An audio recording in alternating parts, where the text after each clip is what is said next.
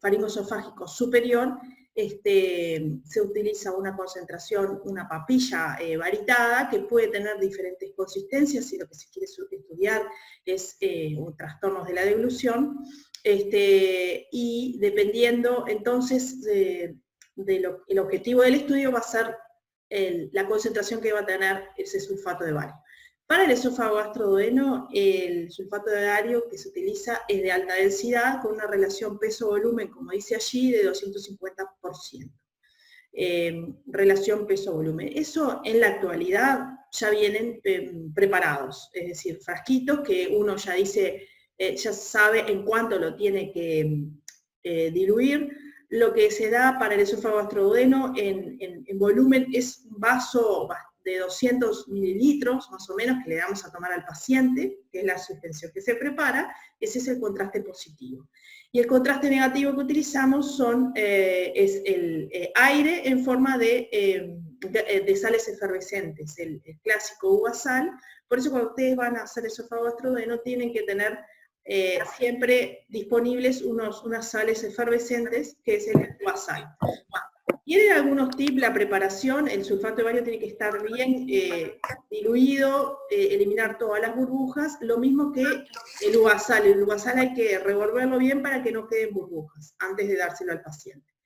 ¿Qué contraindicaciones tenemos que chequear antes de hacer el estudio? Bueno, si el paciente, por ejemplo, viene por una disfagia. Si el paciente viene por una disfagia, primero tenemos que corroborar que la estenosis que tenga no sea una estenosis esofágica severa, que contraindique en ese caso el uso de las sales efervescentes. Entonces, si el motivo de consulta es disfagia, hay que darle un trago de bario antes de comenzar el estudio para ver si hay una estenosis severa. Si no hay una estenosis severa, le administramos los 200 mililitros de sulfato de bario, que los va a tomar en esta posición, como está acá, muestra la paciente. Este paciente en esta posición exactamente no, porque esta es para la deglución. Lo voy a mostrar en la siguiente diapo. Se le da a tomar los 200 mililitros y luego a continuación enseguida se le da las sales efervescentes. El bario, ¿cómo lo tiene que tomar? Tragos cortos, le decimos que tome tragos cortos y rápidos, ¿sí? De esa manera podemos estudiar el primer tiempo, que es la deglución, y luego en sí el tránsito esofágico, el sector gástrico y duodenal. Es decir, que el esófago gastroduodeno en realidad tiene varias partes. La primera puede ser el estudio de la deglución, que casi siempre hay que verlo, porque la disfagia puede en realidad ser motivada por un trastorno de la deglución y no por una estenosis esofágica. Luego vamos a estudiar el esófago, estómago y duodeno. Lo ideal entonces es que sea doble contraste para poder hablar del detalle mucoso. Si hay una contraindicación al gas, es esa, es la estenosis, y luego hay que interrogar posibilidades de riesgo de perforación. Si el paciente, por ejemplo, tiene un cuadro agudo de abdomen, no le vamos a hacer, o tiene una úlcera gástrica o duodenal que se sospecha que está perforada, en ese caso no vamos a administrar bario, sino que vamos a administrar en su lugar contraste hidrosoluble iodado.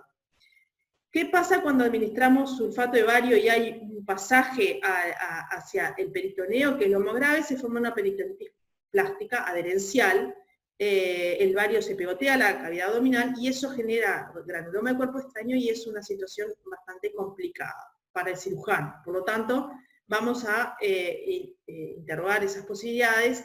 En el caso de que el paciente, algo muy frecuente, vino y se hizo una endoscopía ayer, antes de ayer, y el paciente dice que le hicieron una biopsia. Bueno, si le hicieron endoscopía en estos últimos días y viene para hacerse un estudio digestivo, ya sea de gastroduodeno o de colon por enema, si se hizo una biopsia, eso es contraindicación también para realizar bario, porque habría un posible riesgo de perforación.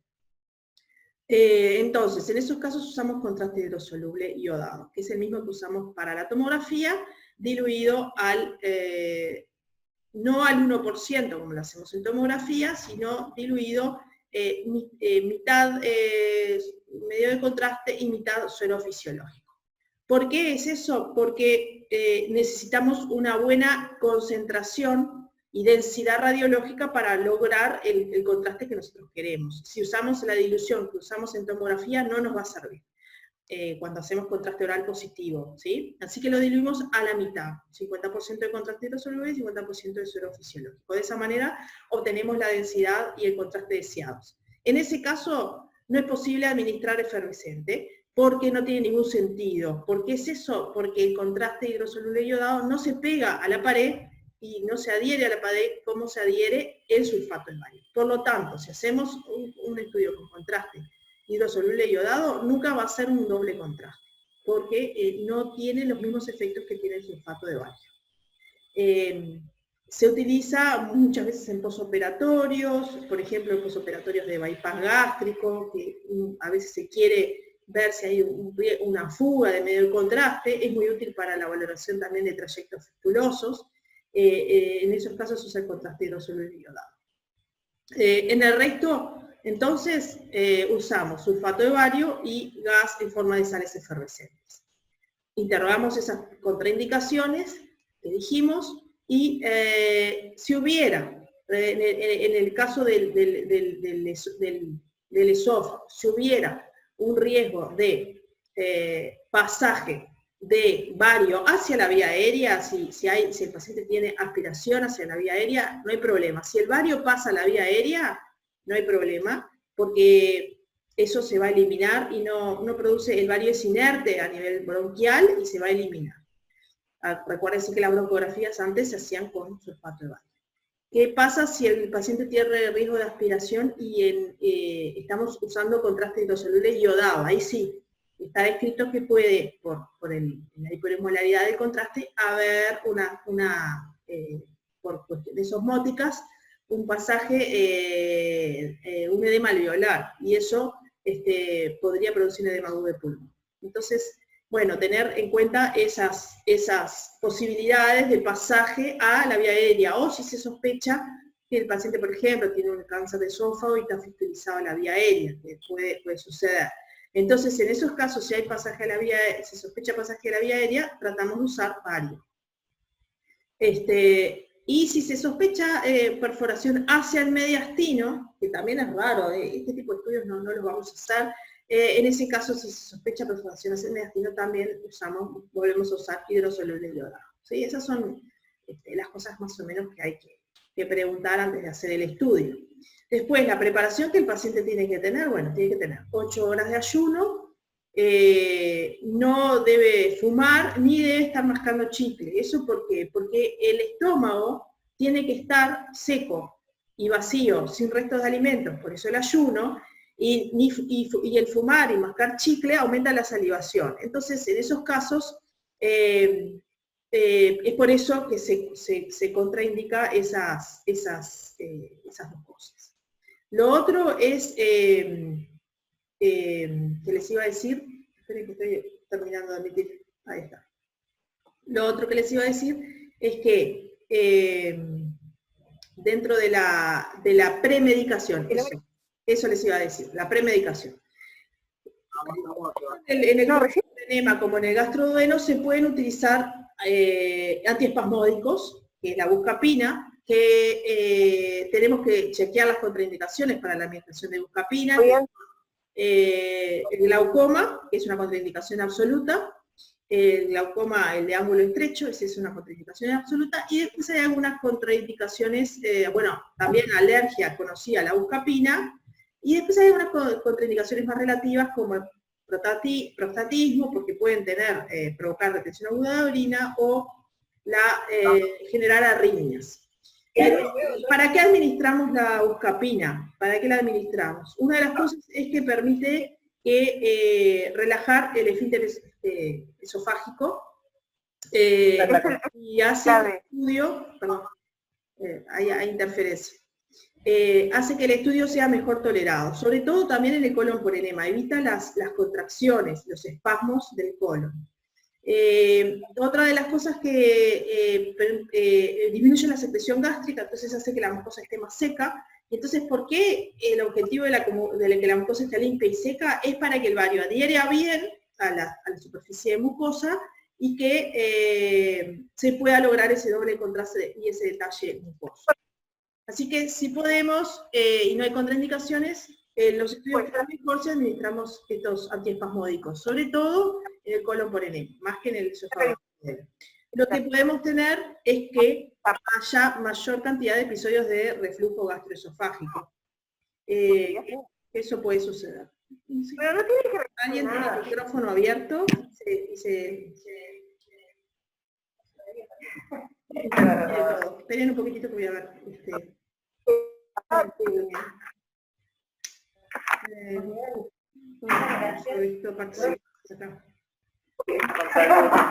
Noelia Carvajal, ya, ahí está, la silencié. Bien, seguimos entonces. Bueno, entonces, vamos a empezar el estudio. Podemos hacer la primera fase del estudio estudiando la deglución. Eso puede ser opcional. Carbo siempre que viene dice que no cuesta nada mirar el tiempo deglutorio. Entonces, para mirar la deglución tenemos que poner al paciente en esta posición. Por eso traje estas figuras que están en el póster del doctor Carbó, como les dije, pero que son muy ilustrativas, porque me permite ver rápidamente las posiciones del paciente y no entreverar el tema de las posiciones. Eso lo voy a explicar ahora, y es complejo. Nosotros acá, la nomenclatura, como la utilizamos acá en nuestro servicio y como está en el manual de residentes, hay un manual de residentes que está muy bueno, se los recomiendo para lo que son los estudios de contrastados, gastroduodeno, colon por enema y cistografía, el manual de residentes que habían escrito hace mucho tiempo acá docentes de la cátedra, se nombran las posiciones, se nombran respecto al chasis. Acá está el chasis, el tubo de rayos X está acá, y la camilla está acá. ¿Qué pasa? En la nomenclatura norteamericana se nombra respecto a la camilla, porque algunos equipos de rayos tienen el tubo aquí, por debajo. Eso depende del modelo. Entonces, lo que para nosotros, por ejemplo, en este caso, es un perfil, porque la persona está totalmente de perfil respecto al tubo, y tiene el lado izquierdo hacia el chasis, para lo que nosotros es un perfil izquierdo, para los yanquis es un perfil derecho. Y si esto fuera una oblicua anterior izquierda, para los yanquis sería una oblicua posterior derecha.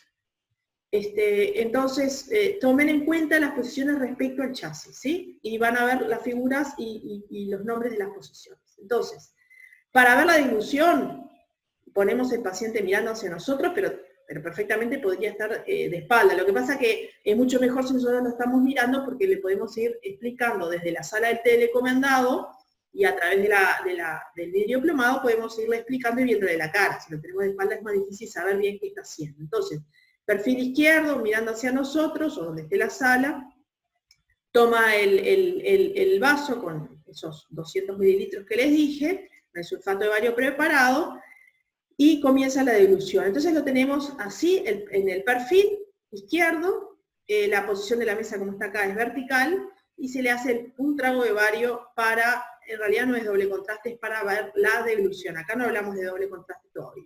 Y podemos hacer una adquisición en secuencia rápida de 6 u 8 disparos por segundo, o hacer un pequeño loop de radioscopía, dependiendo de lo que el equipo nos permita. Entonces, de esa manera, vemos lo que es la dilución y vemos fundamentalmente que no haya pasaje ni penetración ni aspiración a la vía aérea. Fundamentalmente es eso lo que vemos. Y que haya una coordinación y una relajación adecuada. Esta barra que se muestra acá atrás es la impronta del cricofaringio, que es lo que marca el esfínter esofágico superior, que haya una relajación adecuada del esfínter esofágico superior, que no haya ninguna imagen de adición, como algún divertículo que les había mostrado el otro día, los divertículos de Seymour. Bueno, eso es el tiempo deglutorio. En eso nosotros podemos tener un rol bastante importante, porque todo lo que son la reinstauración de la vía oral, sobre todo en los pacientes después de que tienen un stroke, es muy importante, antes de instaurar la vía oral, qué tipo de líquidos van a y qué consistencia de lo que el paciente va a comer puede producir una aspiración. Entonces, antes de instalar la vía oral, para evitar que haya una aspiración de alimentos, muchas veces nos piden este estudio para ver y descartar que no haya pasaje a la vía aérea y que el mecanismo de la dilución ya esté correcto, digamos. Estos estudios se pueden hacer en conjunto con fisiatría y con fonoaudiólogos, porque a veces también hay pasaje hacia el reflujo hacia la cavidad nasal, reflujo faringo hacia el nasal, porque por una incoordinación del cierre del paladar blando, ¿sí? O sea que puede haber diferentes tipos de trastornos de la deglución. En niños también se estudia la deglución, en algún tipo de enfermedad neurológica también se estudia la deglución.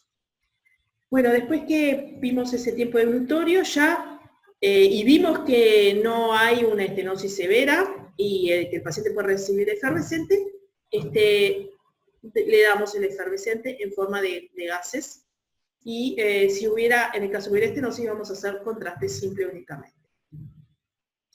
En la siguiente vemos cómo ahí ven que el paciente ya está de espaldas a nosotros, ya no lo estamos viendo. ¿Por qué? Porque el paciente, acuérdense lo que yo siempre les dije, para valorar el esófago, la columna la tenemos que desplegar y el esófago tiene que aparecer perfilada a la columna y desplegada de la columna, y documentar en lo posible el esófago en los 3/3 y valorar lo que es el esófago cervical, el torácico, que es el más largo que les dije, y el abdominal. Y a su vez dentro del torácico valorar los 3/3. Entonces el paciente, ¿en qué posición está? Y acá tal cual lo muestra acá, se agarra con esta mano para desplegar el hombro, para que el hombro no quede superpuesto. Por eso esta mano, la mano derecha va y se sostiene de esta perilla, el paciente de pie, y ahí se toma, con tragos cortos y rápidos, esos 200 mililitros de contraste que habíamos preparado. Y la posición se llama entonces oblicua, anterior derecha. A continuación, luego que termina de tomar, los equipos tienen generalmente una jarrita, un lugar donde dejar el vaso, y allí se toma el otro vasito chiquito que le preparamos con el efervescente. Se toma el efervescente y de esa manera tratamos de lograr enfoques en doble contraste de todo el esófago. Hacemos las incidencias, los disparos de radiografía, y a su vez miramos la motilidad en la radioscopía. Tratamos de usar el mínimo de radioscopía imprescindible. La radioscopía se usa para posicionar al paciente, para ver lo dinámico, el estudio dinámico, pero no tenemos la radioscopía todo el tiempo prendida, ¿sí? Entonces, si no hay trastornos de la motilidad, lo que hacemos es documentar el esófago en los 3/3, que es lo posible, doble contraste, y si hubiera patología, como yo ya les dije, hacemos un frente y una oblicua anterior izquierda en el lugar de la patología. Se documentan en otras incidencias. ¿Cómo sigue el estudio? El paciente se coloca de la oblicua anterior derecha, después que tomó el bario, que tomó el efervescente, se coloca de frente, de pie, con el paciente de pie. Entonces vamos a ver que el contraste ya pasó del esófago y está en el estómago. En el estómago, lo que vemos entonces con el paciente de pie es el nivel hidroaéreo. El contraste todavía no está en el fundus, porque todavía el bario no fue para el fundus, no pintó el fundus, pero se ve el nivel hidroaéreo, vemos cómo se despliega la curvatura menor, cómo se despliega la curvatura mayor, y hay que desplegar esto que se llama sinus angularis, que yo ya les comenté. Chau. Entonces, valoramos la distensibilidad y valoramos el sinus angularis con el paciente enfoque de frente de estómago, paciente de pie. Todo esto tiene que ser rápido y fluido, no es que demoramos horas, porque si no el contraste ya estaría pasando. Bueno, todavía no pasa el duodeno porque lo tengo el paciente de pie. Pero ¿qué pasa? Cuando lo acuesto, que es lo que va a venir a continuación, ya el bario puede empezar a pasar hacia el duodeno. Entonces, después que hicimos ese enfoque, acostamos al paciente en posición horizontal, y ahí, para lograr esta imagen, que es de frente, el estómago de frente, ¿cómo hicimos que hubiera un doble contraste acá? Tenemos que pintar el estómago con bario. Entonces, para pintar el estómago con bario, una vez que lo pusimos en posición horizontal, le pedimos al paciente que rápidamente dé un giro de 360 grados para que el vario recubra todas las capas del órgano, porque además acuérdense que el fundus, que era lo que quedaba más superior, no se había pintado. Entonces, rápidamente gira, imaginen hacer esto en pacientes, en viejitos, ¿no? De 80 años a veces es complicado, pero si el paciente colabora, gira,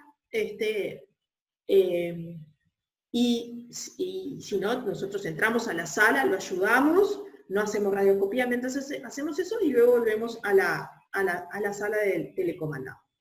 Entonces, después que hizo esa vuelta, digamos, y que pintamos con vario todo el estómago, podemos llegar a tener este tipo de imagen, y acá tienen que pensar cómo está dispuesto el estómago, y cuál es el sector declive y cuál es el sector más anterior. El sector declive es el fundus, que queda bien posterior y a la izquierda, por eso el vario cae hacia el fundus.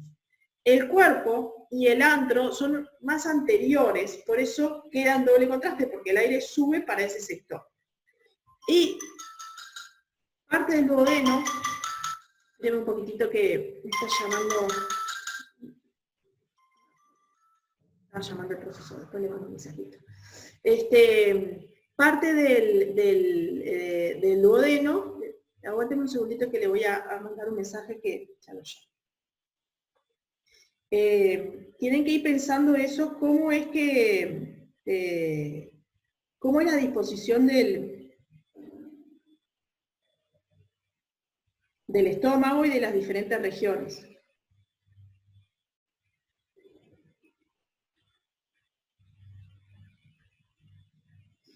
¿Cómo es la disposición de las distintas regiones del estómago? Entonces, fundus, con el paciente en esta posición, se va a ver con contraste, porque el contraste cae hacia el sector declive, el antro doble contraste, cuerpo doble contraste, y acá el duodeno nos quedó en doble contraste, pero el duodeno parte queda con contraste simple porque está en una posición un poco más posterior, dependiendo un poquito de la anatomía, puede quedar en doble contraste o contraste simple. Pero ahora les voy a mostrar cómo obtenemos las imágenes del duodeno. Así que ahí tenemos el frente del estómago, ¿sí? Frente al estómago se llama esa posición. Esta otra posición, me gusta esto porque es claro, el tema de los nombres de las posiciones es oblicua anterior derecha, tiene la derecha hacia el chasis, y entonces el fundus, ¿se acuerdan que yo les dije que quedaba a la izquierda y posterior? Se le va a ir todo el vario para el fundus. Entonces acá lo vemos, acá, el fundus en reflexión. Y el duodeno que les dije que era posterior, se queda un poquito anterior, y ahí logramos esto, que es el bulbo en doble contraste. Miren qué lindo el bulbo en doble contraste. Porque lo estamos oblicuando hacia la derecha. ¿De acuerdo? ¿Qué posición debemos evitar, o tratamos de evitar, y que esté lo menos posible? Es que si yo dejo al paciente en esta posición, el vario no progresa hacia las asas, porque lo tenemos todo en el fundus, no va hacia acá porque ya pasó, pero en realidad si tenemos esta posición, el contraste no va a pasar para el bulbo, que es lo que queremos al principio para evitar la superposición, ¿sí? Entonces, si lo dejamos en esta posición no va a pasar. Lo que sí, cuando gira, ese giro de 360 grados, algo pasa, por eso el estudio tiene que ser rápido. Entonces, ahí tenemos esa posición que es la oblicuo anterior derecha, así que estómago son 3 posiciones: frente, oblicuo anterior derecha, y la oblicuo anterior izquierda que les voy a mostrar ahora. Y la OPI, que es la última. Entonces, esta posición lo teníamos hacia la derecha, ahora lo traemos hacia la izquierda. Oblicuo anterior izquierda. Fíjense cómo los hombros van siempre atrás de la cabeza, los brazos, para que no se me superpongan. Y acá podemos lograr una posición que se llama perfil de cardias, que es cuando ya no es oblicuo, sino que es un perfil estricto, y podemos observar al cardias, se llama perfil de cardias, pero en realidad estamos viendo el cardias de frente, o sea, ven acá el esófago, y ya dejó de haber vario, y lo vemos llegar hacia el orificio del cardias. Y como los pliegues del fundus convergen hacia el cardias. Y ahí tenemos el fundus, ¿se acuerdan que dijimos que era posterior? Pero ahora lo tengo sobre el sector no declive. Entonces, ¿qué pasa? El aire sube hacia el fundus y me queda en doble contraste. Y a su vez aprovecho para ver el perfil de cardias. Así que acá esta es una buena imagen para obtener un doble contraste del fundus y un perfil de cardias. Porque acuérdense que a veces hay tumores que afectan justamente la unión esofágico-gástrica y producen disfagia, que ya les había comentado eso en los primeros talleres, que pueden producir lo que se llama la pseudoatalasia. Por eso es importante el perfil de cardias. Bueno, como ya lo tenemos al paciente hacia la izquierda, levantado hacia la izquierda, lo teníamos perfilado, ahora lo ubicamos un poquitito y hacemos un poquito de Trendelenburg para buscar si el paciente tiene reflujo gastroesofágico. Para eso tengo que llevar todo el bario al fundus y ofrecerle el pool de bario al cardias para ver si existe o no reflujo. Por supuesto, si a cualquiera de nosotros nos ponen en Trendelenburg, nos hacen tragar, nos hacen toser, cualquiera de nosotros va a tener reflujo. Esos son reflujos espontáneos, normales. El tema es cuando el reflujo gastroesofágico es patológico. Entonces, ¿qué es lo que hay que ver cuando el paciente tiene reflujo? Se señala con una flechita hacia arriba, que hay reflujo, se ve hasta dónde llega el reflujo y el clearance, o sea, el barrido del reflujo, ¿sí? Entonces, haciendo todas estas maniobras va a haber reflujo, pero lo que hay que valorar es la presencia de esas cosas que dije, si es patológica o no. Hay un mensaje acá en el chat que no lo puedo ver ahí en la computadora, lo voy a mirar acá del teléfono. Ahí está. Reflujo gastroesofágico. Acá el esófago gastroduodeno, dice Teresa, y el estudio de la dilución, ¿es lo mismo? Bueno, ahí no había leído esa pregunta, perdón. Al final lo contesto, vamos a seguir con esto porque era una pregunta que venía antes. Vamos a seguir con esta parte, después le contesto a Teresa. Entonces, buscamos el reflujo, eso siempre hay que buscarlo y hay que buscar si tiene una o no una hernia hiatal asociada. Eso es parte de un estudio gastroduodeno y es una causa muy común de solicitud de estudios gastroduodeno. Bueno, dijimos que el estómago lo documentábamos frente, oblicuo anterior derecha, oblicuo anterior izquierda, estábamos buscando el reflujo y después lo ponemos al paciente boca abajo. En oblicua posterior, es posterior porque el paciente está boca abajo, izquierda, con la izquierda, el lado izquierdo hacia el tubo. De esa manera, hacia el chasis. De esa manera obtenemos el fundus, ¿se acuerdan? Que le dije que era posterior, pero ahora está en el sector no declive. Entonces, el fundus, doble contraste, y logramos esta imagen del duodeno en reflexión, que hasta ahora se los estaba mostrando en doble contraste. Esa es la posición OPI y todo lo que podemos valorar con esa posición. Duodeno contraste simple, en este caso decúbito lateral. Es una variante de la OPI en decúbito lateral y hacemos una proyección específica del duodeno, que acuérdense que además del bulbo tiene todo el resto de las porciones. Lo que pasa es que en el bulbo es donde generalmente está la mayor parte de la patología. Y el estudio finaliza con el duodeno en doble contraste. Y acá, esta es la más difícil a mi entender de obtener, que es el duodeno en doble contraste. Miren qué lindo, el bulbo, segunda, tercera, cuarta porción.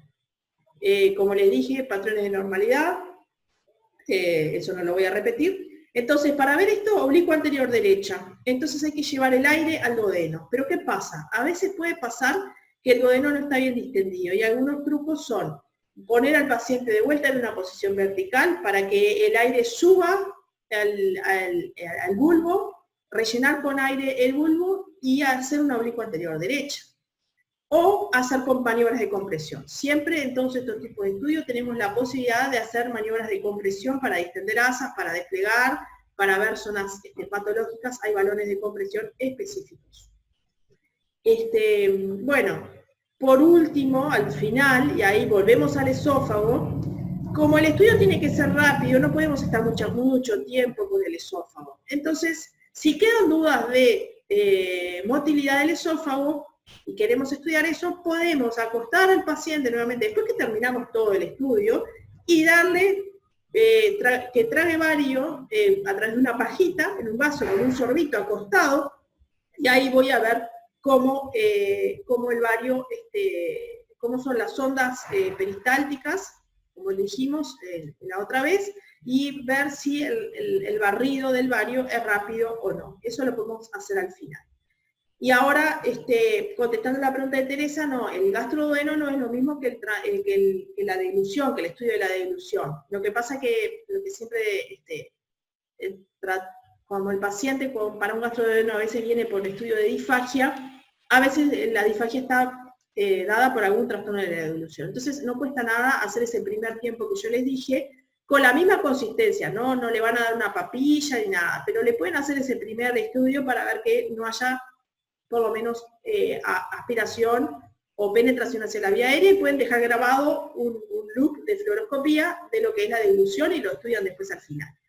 Pero no es estrictamente lo mismo. El pedido para estudiar trastorno de deglución generalmente se estudia solo la deglución y el esófago y no el resto del estudio, pero no es específicamente lo mismo. ¿Sí?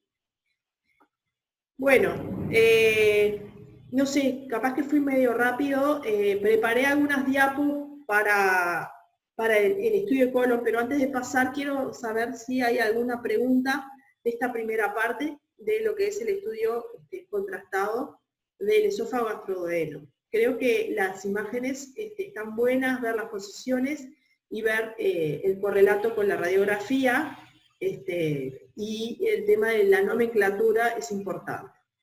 Entonces, si quieren hacer alguna pregunta de esta primera parte, el tema de las contraindicaciones también, la preparación, todo eso ya lo dijimos.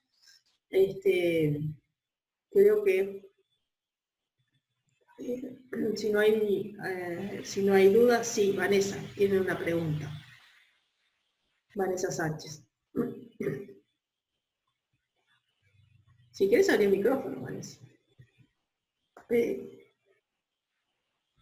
Estamos generando... Hola, Liliana. Sí, Vanessa, dale. Sí, mejor porque si no es más lento. No, una consulta. Lo de la motilidad del esófago, esto último, ¿no se puede ver en la primer parte? Cuando Sí. toma los primeros buches de bario. Sí, lo vas a ver, sí, en la primera parte. Lo que pasa es que a veces está escrito esta maniobra de ponerlo al paciente de perfil al final, una vez que finalizaste el estudio, para ver la motilidad en la posición horizontal y además, si hay reflujo, podés volver a evaluar el reflujo. Y lo haces al final del estudio. Pero sí, lo ves al principio, sí. La motilidad la ves al principio. Gracias. No, de nada. Bueno, del estudio del colon, algunas pocas palabras, sobre todo de lo que es la preparación y las contraindicaciones. Ya algunas cosas dije antes. Contraste simple, doble contraste, lo mismo. El estudio puede hacerse por contraste simple, no administrarse aire, pero no vamos a obtener el detalle mucoso. En general, si podemos hacer doble contraste y en el gastroduodeno pasa exactamente lo mismo, hagamos doble contraste.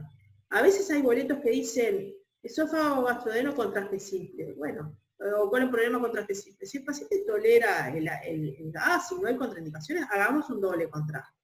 Y es mucho mayor la cantidad de información que podemos obtener con un doble contraste que con un contraste simple, en donde lesiones, por ejemplo, pólipos de 1 centímetro, no los vamos a ver. En cambio, si tenemos contraste simple, sí. ¿Qué contrastes usamos? Los mismos. Sulfato de bario como contraste positivo y gas, que en este caso se administra por la sonda rectal, que es, hay una bombita que permite inyectar gas. Las nuevas preparaciones actualmente tienen en la misma bolsa, se prepara el sulfato de bario y llevando el enema a una posición a 1 metro por encima de la camilla del paciente y luego bajando la bolsa hacia el piso se administra el aire. Es decir, que hay preparaciones que ya vienen de esa manera. Entonces se administran esos dos contrastes, solamente que la relación peso-volumen para el colon por enema es menor, es de un 60%. Sí puede administrarse tibio también, o a temperatura ambiente, pero administrarse el sulfato de bario tibio. La cantidad de enema que se administra es hasta llegar a la mitad del colon transverso, es decir, que se pasa el sulfato de bario hasta llegar a la mitad del colon transverso, y luego se pasa el aire. Puede haber, se puede administrar buscapina, porque hace mucho más tolerable el estudio, y se puede utilizar contraste hidrosoluble, en el caso que haya contraindicaciones para el sulfato de bario, que son las que dije hoy al principio, que es cuando hay riesgo de perforación o cuando se hizo una endoscopía recientemente, en la última semana, con biopsia. En esos casos no hacemos sulfato de bario, hacemos contraste hidrosoluble. Entonces, administramos esos dos contrastes. ¿Qué preparación tiene que tener el colon? Bueno, el colon lo mismo, tiene que estar limpio y seco. Entonces, para eso, el paciente tiene que hacer una dieta previa, los 3 días previos. En cada servicio se le da la preparación, la hoja de preparación al paciente. El que quiera verlo acá en el servicio, en el archivo, está disponible la preparación y qué tipo de dieta tiene que hacer. El día previo tiene que tomar más bien líquido, hacer una dieta líquida. Y la noche previa al estudio toma laxantes, pero no los laxantes que produzcan líquido o secreciones en el colon, sino un laxante más suave que se da para la fibrocolonoscopia. Y a veces podemos pedirle que hagan un enema evacuador, pero no sirve el enema solo de la polla rectal, o sea que el colon tiene que estar entero limpio. Y la mucosa preparada para que se adhiera al bario. Se está por cortar, así que volvemos a grabar. Ahí está. Bueno, entonces dijimos la preparación que tenía que tener el paciente para el colon por enema, el objetivo que es que la mucosa esté limpia y seca, y vamos a administrar 2 contrastes que ya dijimos cuáles son, si en el caso que no hubiera contraindicación, que son el sulfato de bario y el aire. Con el paciente entonces en posición prona, o puede ser también en perfil, colocamos la sonda rectal y pasamos el enema. Entonces, ¿hasta dónde pasamos el bario? Y eso lo vemos bajo radioscopía, eso estamos pasando el enema y estamos viendo bajo radioscopía. Vemos que el bario lo hacemos progresar a algunos hasta que llegue a la mitad del colon transverso, nos enseñaron así, otros colocaban el bario hasta que llegaba al ciego. En realidad, cualquiera de las dos maneras está bien. Nosotros aprendimos llevando el bario hasta la mitad del colon transverso. Enema. Y luego de que hacemos el enema, insuflamos el aire. Pasamos el aire. Y también al paciente hay que llevarlo a distintas posiciones, que vaya rotando para que el bario vaya pintando todos los sectores. Y que el bario quede adherido. Si no hay una buena adherencia del bario, puede ser porque la mucosa no está seca y eso va a permitir hacer que el bario no se adhiera bien. Y a veces tampoco técnicamente quedan bien los estudios por cuestiones inherentes al propio bario, cosas que actualmente prácticamente con los preparados comerciales es muy difícil que el bario en realidad tenga un defecto, digamos, en su preparación. Acuérdense lo que les dije antes, que antes se hacían caseros. Y bueno, y luego las proyecciones del colon, el estudio del colon es más sencillo porque lleva pocas proyecciones y no tenemos el problema de la superposición de las asas que teníamos en el esófago gastroduodeno, porque una vez que el contraste pasa a las asas intestinales se nos superpone al estómago. Las proyecciones son más sencillas, hay una panorámica de todo el colon, podemos hacer, y luego los enfoques específicos de cada región. Acá no tengo todas las fotos de todo, como les mostré en la clase anterior, pero el recto, por ejemplo, hay que hacer los dos frentes, frente con el paciente de cúbito supino y frente prono, y hay que hacer un perfil estricto de recto. Luego documentamos el sigmoide, que es el sector más largo, que a veces hay que hacer un frente y 2 oblicuas para que el sigmoide quede todo desplegado, como en este caso, que está bien desplegado. Acá, por ejemplo, hay una superposición, tenemos que oblicuar para evitar esta superposición. Luego el enfoque del colon izquierdo, que es de frente, y el transverso y el colon derecho, que también son de frente. Y los ángulos, como les dije, se hacen en oblicuas. Porque fíjense que si yo hago un frente, el ángulo izquierdo, tanto el ángulo izquierdo como el derecho no me quedan desplegados. Entonces yo tengo que oblicuar al paciente para abrir y desplegar el ángulo izquierdo y para abrir y desplegar el ángulo derecho. Entonces para el ángulo derecho es oblicuo anterior derecha y para el ángulo izquierdo es oblicuo anterior izquierdo. Y bueno, eso básicamente son las proyecciones del colon. Creo que, bueno, acá les puse una imagen de un perfil de recto, pero son mucho más lindas las que yo les mostré en la clase de patrones de normalidad. Estas son algunas que armé ayer a última hora para mencionar sobre todo cómo es la técnica del colon por enema y cómo son las proyecciones y las contraindicaciones. Si podemos hacer buscapina es mejor, porque es mucho más tolerable el estudio. ¿Qué pasa? Hay una cosa práctica que se las voy a mencionar ahora, pero que aplica para los dos. Cuando ustedes reciben un paciente acá en el hospital que tiene la posibilidad de manejar todas las técnicas y en algún otro lado que ustedes puedan tener cierta injerencia en la indicación de qué tipo de estudio hacer.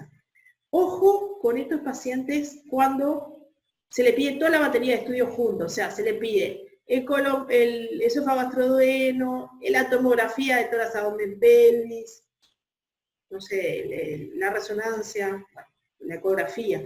¿Qué pasa? El paciente viene por disfagia y se le pide un gastroduodeno, y después va la tomografía, y eso ya lo deben de haber visto. Entonces, ver bien que el paciente, es una bobada lo que voy a decir, pero que no interfiera el estudio que nosotros hacemos con el avance en el diagnóstico del mismo paciente, porque si le hacemos un gastroduodeno, tenemos que esperar una semana más o menos para que el bario se elimine y deje de hacer los artificios que produce la tomografía, que no sé si a alguno de ustedes alguna vez le tocó, pero cuando hacen el topograma lo ven y dicen, pero este paciente le hicieron un gastroduodeno y hace 2 días, entonces ahí no podemos hacer la tomografía, y eso retrasa los tiempos. Lo hemos visto en algún caso acá en el hospital, porque uno tiene que tratar de estar atento a esas coordinaciones. Entonces, si el paciente tiene un gastroduodeno y mañana tiene una tomografía, y bueno, tratemos de hacer primero la tomografía y ver si el gastroduodeno es necesario o no, porque aparte tampoco es necesario. Lo mismo con el colon por enema. Digo eso porque es algo que frecuentemente les puede suceder. Y lo otro que hablamos, ya que estamos con las posibles complicaciones del estudio. Las complicaciones son esas, son las que les comenté, el pasaje del bario al peritoneo, o el pasaje del contraste hidrosoluble a los bronquios y al espacio aéreo.